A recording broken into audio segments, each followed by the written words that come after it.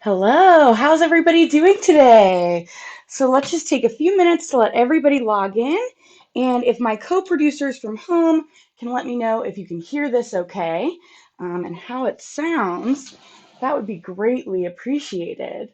So let's see, we've got my friends Kira and Lainey and their dad David. It looks like they tried our experiment, the Whirlybirds. That's awesome. I'm so glad you had a lot of fun with it. Yeah, yesterday. Hello, how's everybody doing today? That's me on my own phone. That's silly. So I'm going to make sure that I can see everyone's comments that they're saying right here on my phone. But yesterday, while we're letting everybody log in, we made two really cool crafts with Mr. Frost on the Learning with Mr. Frost page. We made Magnus Gliders, and this kind of shows how fluid dynamics or how the air works and things can fly through it. So we basically just taped together two cups, and then I took an old headband, a stretchy headband of mine, and when you wrap it around, like this,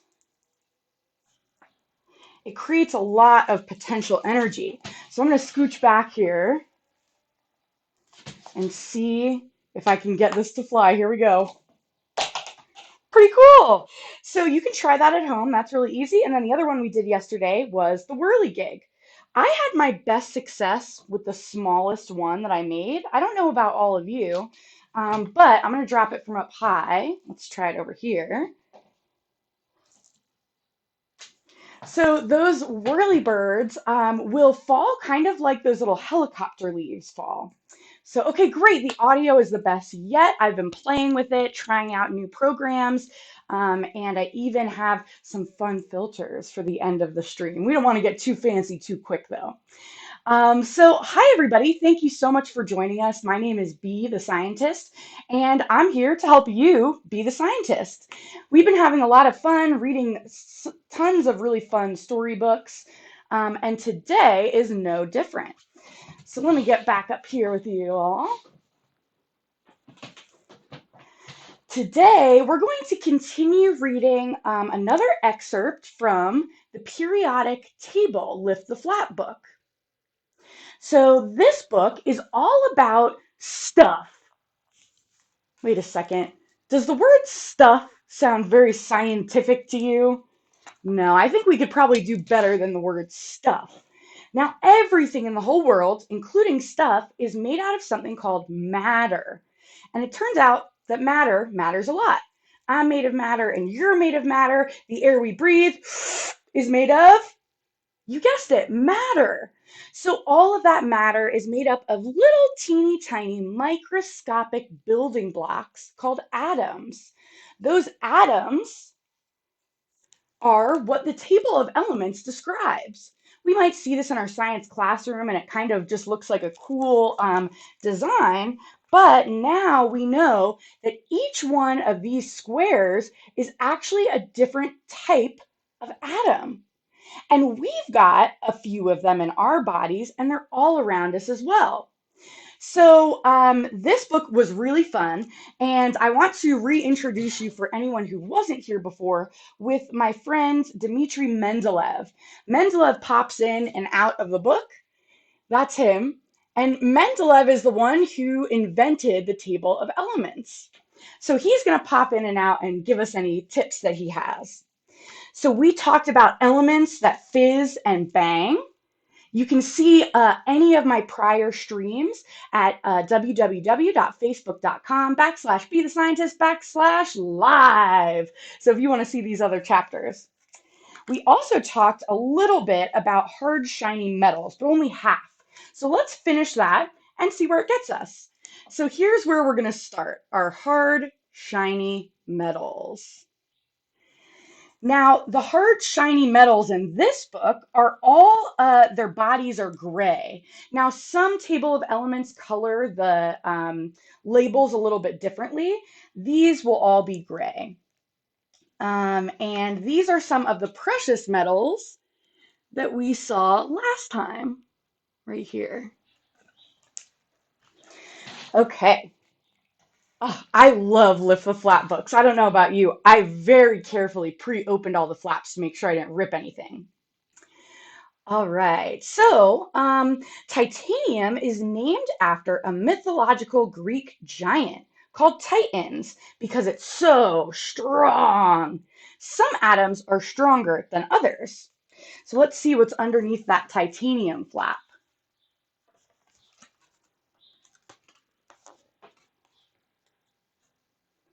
Ooh.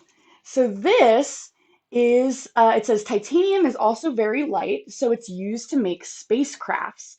So if you're building something that goes in space, you hope it's very, very strong and very light too, because to get it up into space, you need a little bit of an oomph. Excellent. Okay. The transition metals, or these hard, shiny metals, are all good conductors. Like a train conductor, choo choo. No, but same word, different meaning here. Conductors mean that electricity can travel through them pretty easily. Copper is one of the best conductors, so it's used in electrical wires. So this is what the inside of some of those wires look like. Wires are coated in non-conductive plastic to make them safe to touch. And one material that I find is everywhere to help to insulate those conductors is rubber. That's why it's safe to sit in your car. If you are in like a lightning storm, those tires from the car will help to avoid your car conducting that electricity. Let's see what else we have. The blue of sapphire comes from iron. Emeralds and rubies get their colors from chromium deposits. And then this says the first ever laser beam was made from a chromium ruby. Hey, I didn't know that. That's really cool. This looks like an expensive diamond, but it's actually a zirconia crystal made of zirconium metal. My mom says she can tell this from a mile away. And purple gems contain traces of vanadium. So back here on this last page where we see this rocket, we've got our friends copper and gold. Now, did you notice that their nicknames don't really have any ties to the words copper or gold? Sometimes they're from Latin words or Greek words. So kind of something that we just have to get used to and remember. So AU is gold and CU is copper. Copper makes a little more sense. In the First World War, tungsten was added to steel to make tough cannons. So let's see what the inside of that looks like. Tungsten has the highest melting point of any element, so it can get really, really hot without melting. So I would imagine that this is also in space because whenever you've got something traveling really fast, either in or out of the atmosphere, you usually get all of this friction from the air that will cause this little fireball effect, and we don't want that to light on fire. Okay, let's check down here. This looks like gold, and that's our friend iron, but it's actually a rock made when iron and sulfur combined, making a compound known as fool's gold. Oh, that's tricky. I love that they call it fool's gold because it looks like gold, but you'd be a fool to believe it. And let's see what's in this treasure chest. Some jewelry is coated in rhodium, which is damage proof. So that'll help to avoid scratches and dings and things like that. Ooh, and I just love this element already. Right here, look how colorful her outfit is. Iridium is named after Iris, the Greek goddess of rainbows, because it makes brightly colored salts. Meteoroids are full of iridium.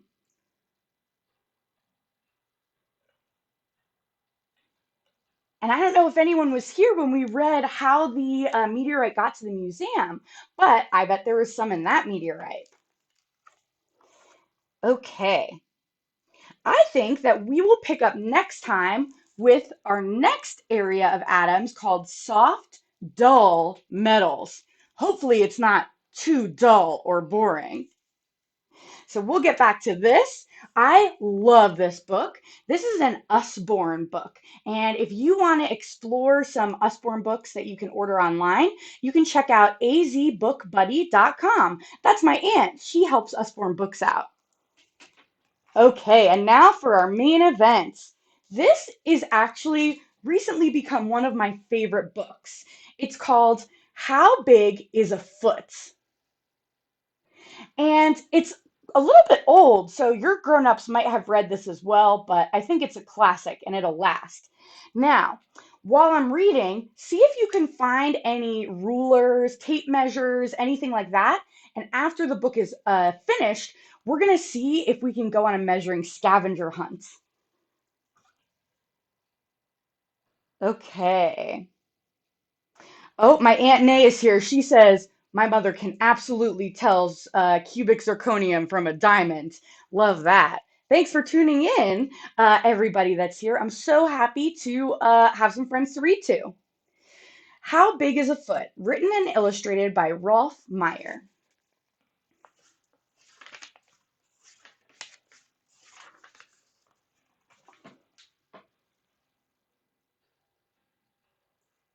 How big is a foot? Wow, this room is so much better with that lighting. Remember when it was shining on the book the other day? To the wonderful metric system, without whose absence in this country, this book would not have been possible.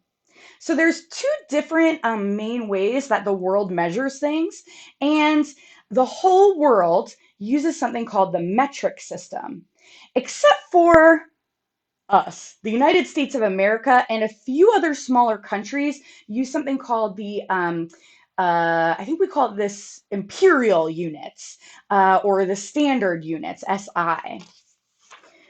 But metric is a good way to talk to everybody around the world about measurements.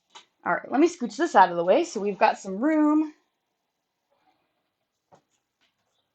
Okay. Oh boy, Lainey held up her foot and said it was this big. We're going to measure our feet later, Lainey, so keep that foot ready. Once upon a time, there lived a king and his wife, the queen. They were a happy couple, for they had everything in the world. However, when the queen's birthday came near, the king had a problem. What could he give to someone who had everything?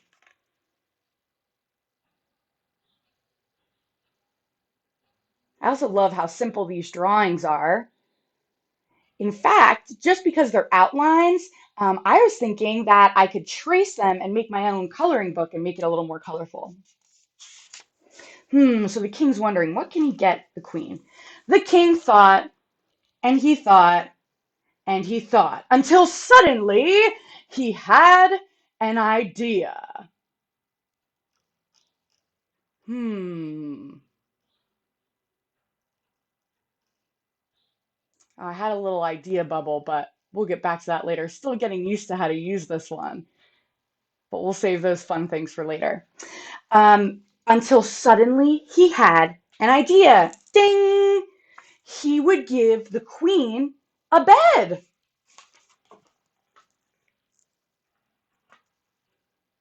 So there's the king thinking and thinking and thinking. The queen did not have a bed because at the time beds had not been invented. So even someone who had everything did not have a bed.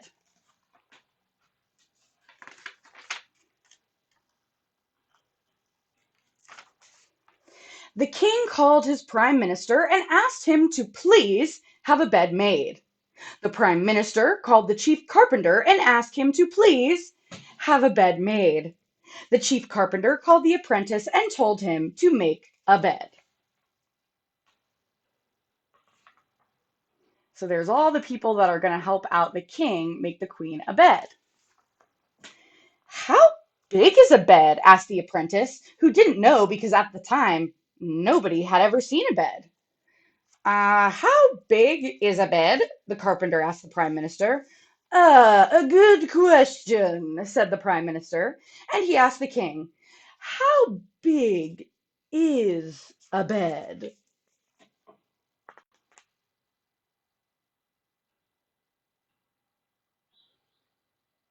Oh, I'm so glad that you guys like the emoji responses. Definitely keep doing that if that's easier for you and your learners. Thank you, A. Maria. And let's see. Oh, and David, looks like Kira and Lainey have been enjoying those emojis and filters as well. All right, so how big is this bed that we're talking about? The king thought, and he thought, and he thought.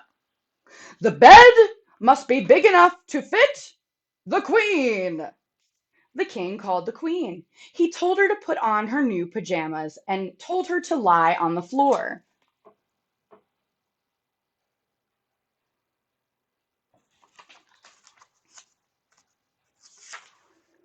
The king took off his shoes and with his big feet walked carefully around the queen. He counted that the bed must be 3 feet wide and 6 feet long to be big enough to fit the queen, including the crown, which the queen sometimes liked to wear to sleep. So let's see. The king counted 1, 2, 3 feet wide and 1, 2, 3, 4, 5, 6. 6 feet long. And those are his footprints. Does anyone else wear a crown to bed? I don't really wear my antenna to bed. I like to take them off before that so they don't get all messy. The king said, "Thank you," to the queen and told the prime minister, who told the chief carpenter, who told the apprentice, the bed must be 3 feet wide and 6 feet long to be big enough to fit the queen, including the crown, which she sometimes liked to wear to sleep.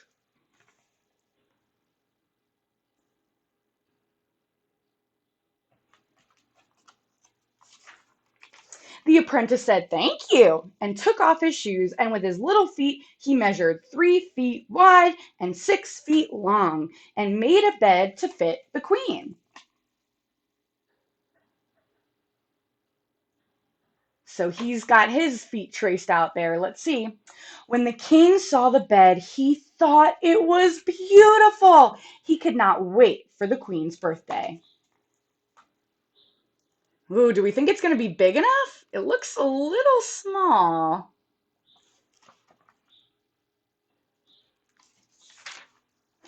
Instead, he called the queen at once and told her to put on her new pajamas.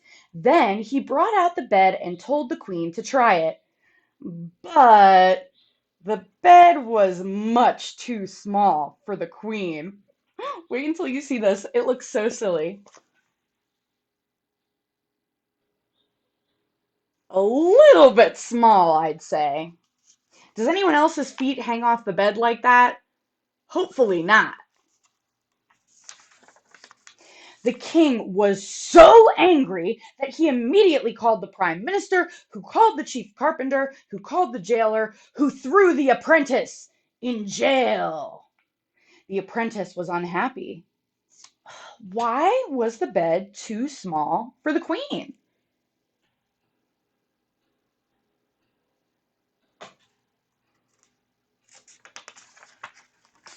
He thought, and he thought, and he thought, until suddenly, ding, he had an idea.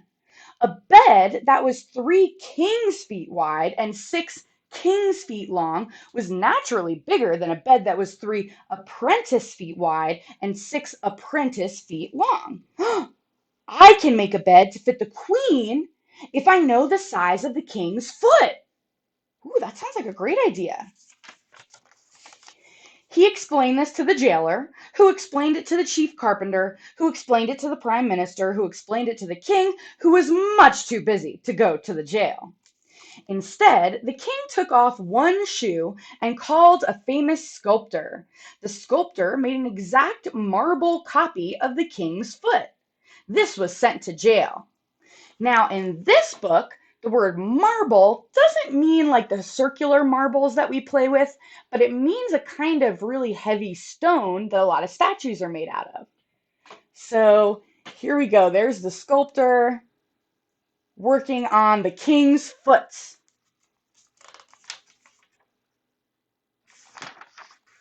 The apprentice took the marble copy of the king's foot, and with it he measured 1, 2, 3 feet wide and 1, 2, 3, 4, 5, 6 feet long, and built a bed to fit the queen.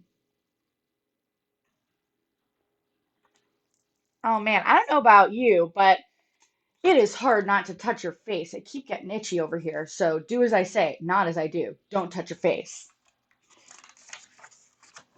The bed was ready just in time for the queen's birthday.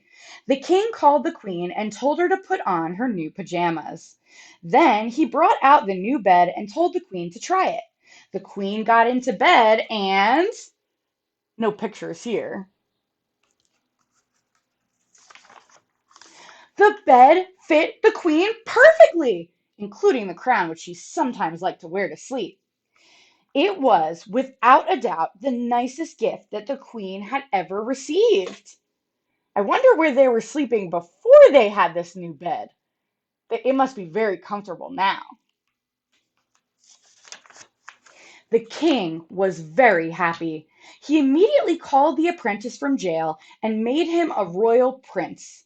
He ordered a big parade, and all the people came out to cheer the little apprentice prince on.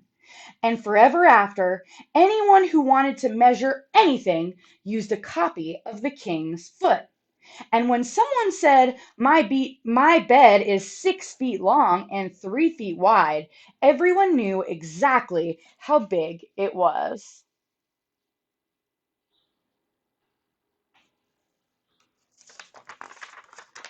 The end. So that was how big is a foot. Now it's time to break out those measuring devices that you brought, and let's do some measuring. So I brought a typical ruler here, and I think the first thing we should do is measure our feet. Now, I've got my foot here. Now, how we measure something is by taking the ruler, and on the side that says 1, we're going to put that at the bottom of our foot, like this. And then we read the number that's right next to the top. So let me see if I can do this accurately. So my feet look to be about 10.5 inches. And that is in shoe size a 9.5. How big are your feet? How many inches did you measure? So mine went to about here. Now, the king, his bed, remember it was 3 feet wide? This is only 3 inches. This whole ruler is a foot. So it would be 1, 2, 3 feet wide, and then 6 rulers up. But measuring big things with a ruler is a little bit hard. So I also brought 2 other measuring devices. You can also use a measuring tape. Your grown-ups might have this in their toolkit, and if they let you borrow it, you can use it. Now, the cool thing I like about measuring tape is it's got this little notch at the end for you to hook into something. So let's see how this would work. So I don't have to hold it with both hands. I think I can just, oh, maybe I do have to hold it. And I can open it up, and then what I like to do is I press this hold button, and then it keeps that tape measure at that exact measurement. So this is how you can measure your body. You can measure how big your bed is. And then, watch out, when you click this again, it all jumps back in. But what if you want to measure something that isn't exactly just a straight line? Well, I also have a tool that seamstresses use, or people that sew clothes, which I think is also just called a tape measure, but this one is flexible.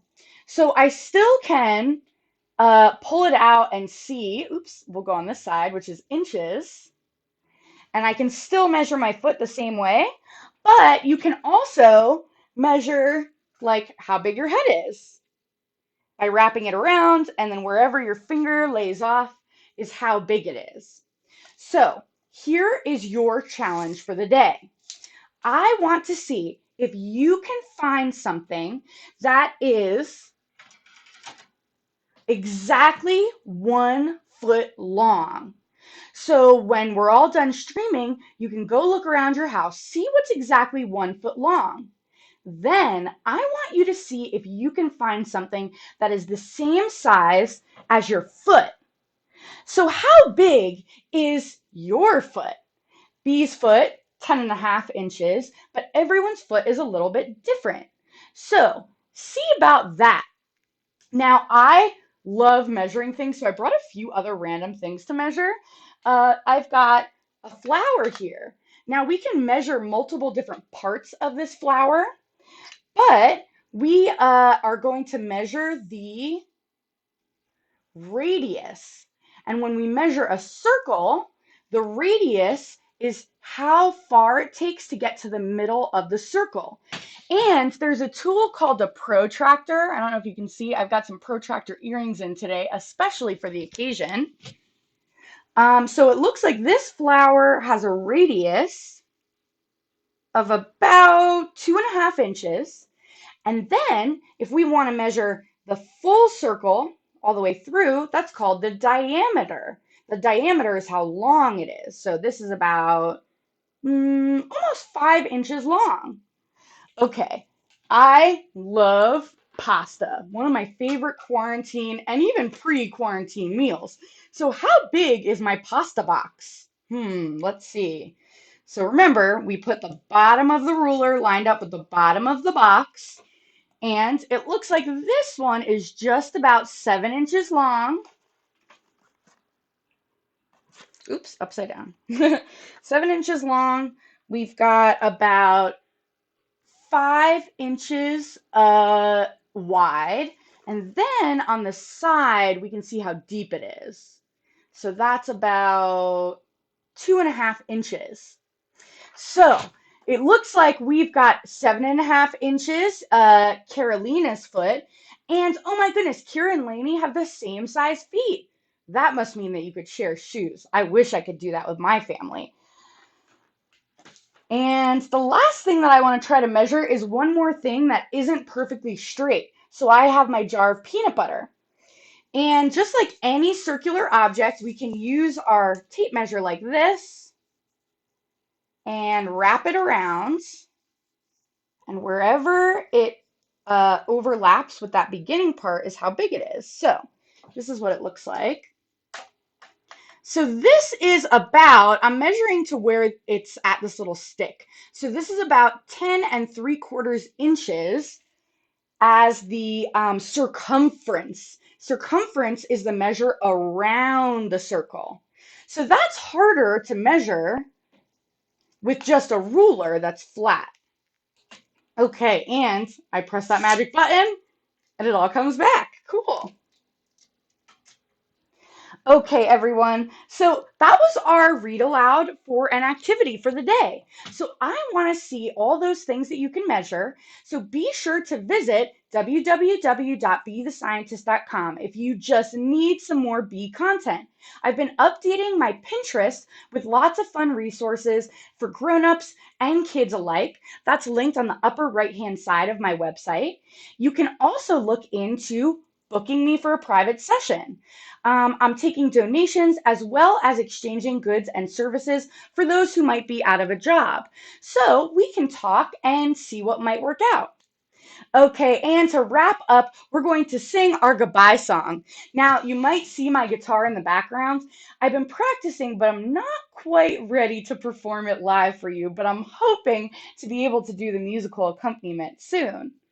So everybody, thank you so much for tuning in, and so long, farewell to you, my friend. Goodbye for now. Until we meet again, I said so long. Farewell to you, my friend. Goodbye for now. Until we meet again, it's been great to play and to read and play together in the hive, but now it's time to say goodbye. So long, farewell to you, my friend. Goodbye for now, until we meet again. So long, everybody. See you on Friday.